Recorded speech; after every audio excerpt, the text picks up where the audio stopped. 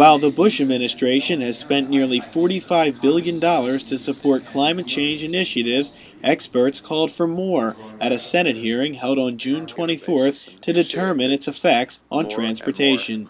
Maryland's Secretary of Transportation, John Porcari, told the Senate Commerce, Science, and Transportation Committee his state wants 90% emission reductions by 2050. Reducing greenhouse gas emissions will involve many separate initiatives.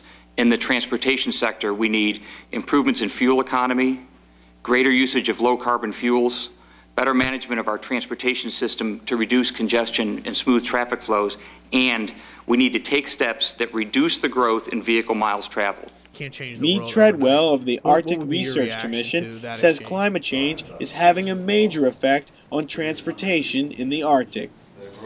Most striking effect in my mind, again for where I live, has been the option that Arctic sea routes will be open. Explorers for 500 years have been looking at going north to go east or west.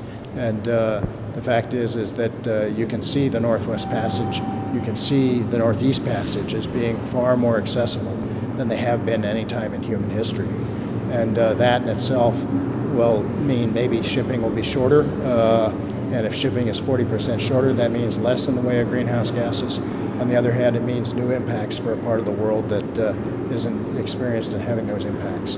Deputy Transportation Secretary Thomas Barrett says addressing climate change's effect on transportation is an ongoing process. But Senator Kerry says not having a timeline for improvements is inappropriate. There absolutely need to be timelines. We need to get moving as fast as possible. Our own research has shown that by 2050 we need to cut global warming pollution by at least 80%, but we can't afford to wait until then. By 2020 we need at least a 20 to 25% reduction in global warming pollution, and by 2030 we need to get up to at least a 50% reduction.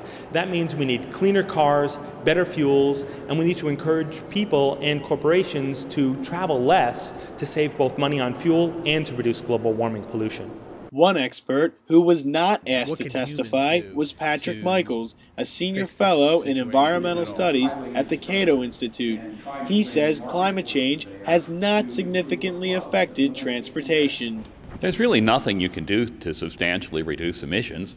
I mean, if every nation in the world followed the Kyoto Protocol, the amount of warming that would be prevented is 0.07 of a degree Celsius in 50 years. That's an amount that's too small to measure.